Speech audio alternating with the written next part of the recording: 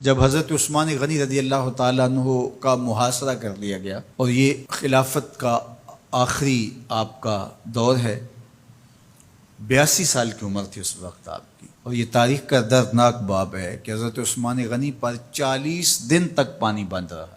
وہ ایک منصوبہ تھا، 3 لوگ 3 مختلف شہروں سے چلے، مصر سے، کوفے سے اور بصرے سے، 1,000 آدمی لے کر کے، اور مدینہ المنورہ میں پہنچ کر کے حضرت علی المرتضیٰ سے ملے، ام المومنین سیدہ عائشہ سے ملے، کبار اصحاب سے ملے۔ تو جو انہوں نے کہا تو انہوں نے ان کو کہا کہ نہیں، ایسی کوئی بات نہیں، فہمائش کر کے واپس بھیج دیا۔ حضرت عثمان غنی رضی اللہ تعالیٰ عنہ پر اقربا پروری کا الزام عائد کیا تھا، تو انہوں نے کہا کہ کوئی ایسی بات نہیں ہے۔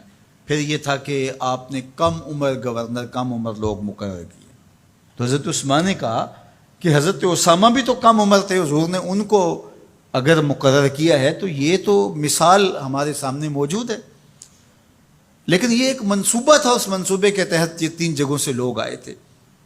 وہ 3 دن کی مسافت کے بعد پھر تینوں واپس آ گئے، تو یہ ایک سوالیہ نشان ہے کہ تینوں کیوں واپس آ گئے، کوئی ایک تو نہ آتا نا، تو یہ سب طے شدہ منصوبہ تھا۔ اور پھر انہوں نے مدینہ المنورہ کو گھیر لیا، اور جس طرح سے بلوائیوں نے حالات پیدا کر دیے، سیدنا علی المرتضیٰ رضی اللہ تعالیٰ عنہ تو شہر مدینہ سے باہر تشریف لے گئے تھے، اور اپنے بیٹوں امام حسن اور امام حسین رضی اللہ تعالیٰ عنہ کو حضرت عثمان غنی کے دروازے پر مقرر کیا تھا کہ ان کو ضرر نہ پہنچنے دینا۔ اب 700 صحابہ اجازت طلب کر رہے ہیں کہ آپ ان بلوائیوں سے نپٹنے کا میں جو ہے وہ اجازت نامہ مرحمت کریں، اور بہت سارے لوگ تو حج پہ جا چکے ہیں۔ 18 ذی الحج کا واقعہ ہے جب آپ کی شہادت ہوتی ہے، تو وہ حج پہ جا چکے ہیں، تو جو یہاں موجود ہیں وہ اجازت طلب کر رہے ہیں، لیکن حضرت عثمان غنی رضی اللہ تعالیٰ عنہ نے کہا کہ نہیں، میں ایسی اجازت نہیں دوں گا۔ رسول اللہ صلی اللہ علیہ وسلم کا حرم شہر مدینہ لوگوں کے خون سے لالازار ہو، یہ میں اس کو گوارا نہیں کرتا۔ افواج موجود ہیں، اور دنیا کی تاریخ میں آپ کو ایسا نہیں ملے گا کہ اتنی بڑی حکومت کسی کے پاس ہو اور وہ خود گھیر لیا جائے، اس کا پانی بھی بند ہو جائے، اور وہ حکم دے کہ نہیں، میرے لیے آپ ایک قطرہ بھی خون نہیں بہائیں گے۔ بلکہ آپ کے غلاموں نے جب تلواریں اٹھا لی تو آپ نے فرمایا کہ میرا حکم ہے کہ تم تلواریں نیچے رکھو، بلکہ میں تمہیں یہ آفر دیتا ہوں کہ جو غلام لڑے گا نہیں اور یہ میرے سے عہد کرتا ہے وہ آزاد ہے۔ حضرت ابو ہریرہ رضی اللہ تعالیٰ عنہ، حالانکہ یہ پڑھنے پڑھانے والے لوگ تھے، تعلیم و تعلم سے ان کا تعلق تھا، لیکن وہ بھی تلوار لے کے حضرت عثمان غنی کے دفاع میں آ گئے، لیکن حضرت ابو ہریرہ رضی اللہ تعالیٰ عنہ کو بھی حضرت عثمان غنی روک دیتے۔ مالک بن اشتر کہنے لگا کہ ہم آپ کی دستبرداری کے خواہاں ہیں، آپ خلافت سے دستبرداری اختیار کر لیجئے۔ تو حضور علیہ الصلوۃ والسلام کے اس جانثار صحابی نے، حضرت عثمان غنی نے فرمایا یہ نہیں ہو سکتا۔ دستبردار کیوں نہیں ہوئے؟ لگتا تھا یہ سب سے زیادہ آسان تھا، لیکن حضور نے ارشاد فرمایا تھا، اے عثمان، تمہیں اللہ ایک قمیض پہنائے گا، لوگ اس کو اتارنا چاہیں گے، تم کبھی نہ اتارنا۔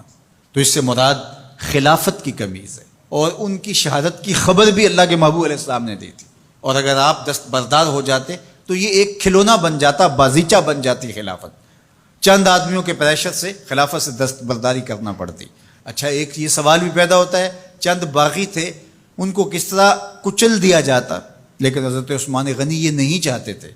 ایک تو یہ کہ مدینے کی حرمت پامال نہ ہو، اور دوسرا پورے عالم اسلام کو آگ لگانے کا جو منصوبہ تھا، 3 مختلف شہروں سے 1,000 آدمی لایا گیا ایک منصوبے کے تحت، اور انہیں لاشیں چاہیے تھیں، اور جو ان کے پیچھے کام کر رہے تھے نادیدہ ہاتھ، ان کا منصوبہ یہ تھا کہ یہاں سے مختلف سمتوں میں، یہ تینوں شہر مختلف سمتوں میں تھے، تینوں سمتوں میں جب لاشیں جائیں گی تو پورے عالم اسلام کو ہم جو ہے وہ خانہ جنگی کی آگ میں دھکیل سکیں گے۔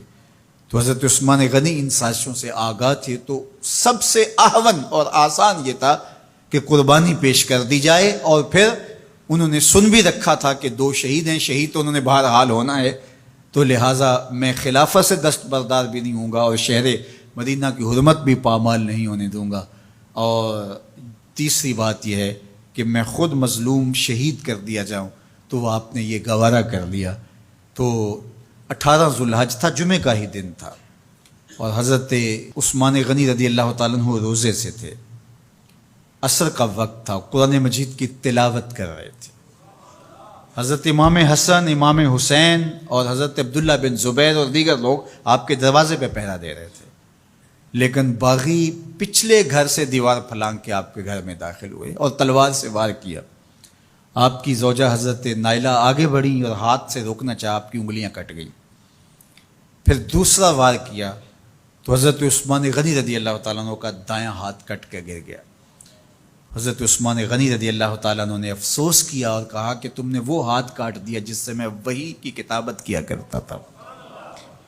پھر اس کے بعد آپ پر 9 وار کیے گئے اور آپ کو شہید کر دیا گیا، اور آپ کا خون قرآن مجید پڑھتے ہوئے اس آیت پہ گرا، فَسَيَكْفِيكَهُمُ اللَّهُ وَهُوَ السَّمِيعُ الْعَلِيمُ۔ تو حضرت عثمان غنی رضی اللہ تعالیٰ عنہ مظلوم شہید کیے گئے، بھوکے اور پیاسے شہید کیے گئے، ظلماً شہید کیے گئے۔ حضرت عبداللہ بن عمر رضی اللہ تعالیٰ عنہ فرماتے ہیں کہ حضور فتنوں کا ذکر کر رہے تھے کہ فتنے ہوں گے، بہت بڑے فتنے ہوں گے۔ تو ایک شخص نے چادر اوڑھی ہوئی تھی اور وہ مجلس واعظ کے قریب سے گزرا جہاں حضور کچھ ارشاد فرما رہے تھے، تو آقا کریم نے اشارہ کر کے کہا اس دن یہ شخص حق پہ ہوگا۔ عبداللہ بن عمر کہتے ہیں کہ میں اٹھا اور جا کے دیکھا تو وہ حضرت عثمان تھے۔ تو میں نے حضرت عثمان کے چہرے کو پکڑ کے تھوڑا سا حضور کی جانب کیا اور میں نے کہا حاذا، حضور یہ؟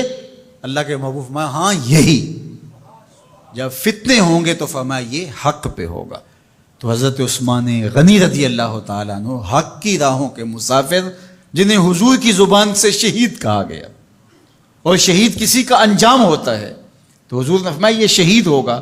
شہید وہی ہوتا ہے جو بحالت ایمان اس دنیا سے راہ خدا میں اپنی جان قربان کرے۔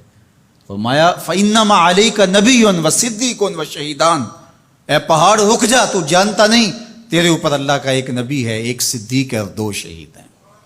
تو حضرت عثمان غنی رضی اللہ تعالیٰ عنہ عظمتوں کے مینار، اللہ اکبر۔ تو یہ حضرت عثمان غنی رضی اللہ تعالیٰ عنہ کا یہ کارنامہ تھا کہ آپ نے اپنی جان پیش کر کے امت کو جو ہے وہ فتنوں سے محفوظ کر لیا اور امت کو بچا لیا۔ حضرت عثمان غنی رضی اللہ تعالیٰ عنہ پہ کروڑوں رحمتیں، کروڑوں سلام۔ ہم آپ کی عظمت کو سلام پیش کرتے ہیں، عقیدتوں کا خراج پیش کرتے ہیں۔ حضور کی خدمت میں ایک جنازہ لایا گیا اور حضور سے عرض کی گئی حضور اس شخص کا جنازہ پڑھا دیجئے، تو حضور نے انکار کر دیا، کہا میں جنازہ نہیں پڑھاؤں گا۔ تو صحابہ نے عرض کیا یا رسول اللہ، کبھی ماضی میں ایسا نہیں ہوا، جب بھی کوئی جنازہ لایا جاتا ہے تو آپ جنازہ پڑھا دیتے ہیں اور آپ نے آج انکار کر دیا ہے۔ تو فرمایا یہ شخص میرے عثمان سے بغض رکھتا تھا اور اس کو اللہ نے بھی اپنی رحمتوں سے محروم کر دیا ہے۔ حضور نے اس شخص کا جنازہ نہیں پڑھایا جو مبغض عثمان غنی رضی اللہ تعالی عنہ۔ تو اب آپ اندازہ کیجئے وہ کتنا بدبخت شخص ہے جو حضرت عثمان سے بغض اور دشمنی رکھتا ہے۔ حضرت عثمان غنی رضی اللہ تعالی عنہ سے اللہ کے محبوب علیہ السلام نے کتنی خوبصورت ارشاد فرمائی، میں اس سے حیا کیوں نہ کروں جس سے اللہ کے فرشتے بھی حیا کرتے ہیں۔ یعنی عثمان غنی وہ ہیں جس سے اللہ کے فرشتے بھی حیا کرتے ہیں، اور جو عثمان غنی کا حیا نہیں کرتا اس سے بڑا بے حیا کون ہو سکتا ہے۔ حاکم نے مستدرک کے اندر روایت ذکر کی ہے کہ بہت سارے صحابہ حضور کی بہت ساری خوبیوں کے مظہر تھے، اور سب سے زیادہ حضور کے خلق کے مشابہ حضرت عثمان غنی رضی اللہ تعالیٰ، اور خلق میں سب سے اونچا درجہ حیا کا ہوتا ہے۔ تو حضرت عثمان غنی رضی اللہ تعالیٰ عنہ حیا کے اس مقام پہ فائز المرام تھے جو انہی کا مقصوم تھا۔ اللہ ہمیں حضور کے اہل بیت، حضور کے اصحاب، بلکہ حضور کے در کی مٹی کی تعظیم بھی نصیب کرے۔ اقبال نے کہا تھا خاک طیبہ از دو عالم خوش ترست، آن خنک شہرے کے آنجا دل برست۔ ہمیں تو طیبہ کی مٹی بھی اچھی لگتی ہے اس لیے کہ وہاں محبوب جو رہتے ہیں، تو محبت تو اس چیز کی متقاضی ہوتی ہے، محبوب کی راہوں کو بھی سلامی پیش کی جائے۔ تو جو حضور علیہ السلام کے ساتھ منسوب اتنی وقی نسبتیں ہیں ان کا احترام کیوں نہیں کریں گے؟ تو حضرت عثمان غنی تو داماد رسول ہیں، حضرت عثمان غنی تو ذو النورین ہیں، حضرت عثمان غنی تو حضور علیہ الصلوۃ والسلام کے محبوب اور حضور علیہ الصلوۃ والسلام کے پیارے ہیں، ان کو جنت کی بشارت دی گئی ہے، عشرہ مبشرہ میں سے ہیں، 4 جلیل القدر خلفاء میں ان کا نام شامل ہے، اور پھر حضور کی 2 صاحبزادیاں ان کے نکاح میں آقا کریم نے ان کو شہید خود قرار دیا، اور میرے اور آپ کے آقا و مولا نے کہا آج کے بعد کوئی عمل عثمان کو نقصان نہیں دے گا، اور کہا عثمان سے میں حیا کیوں نہ کروں، اس سے اللہ کے فرشتے بھی حیا کریں۔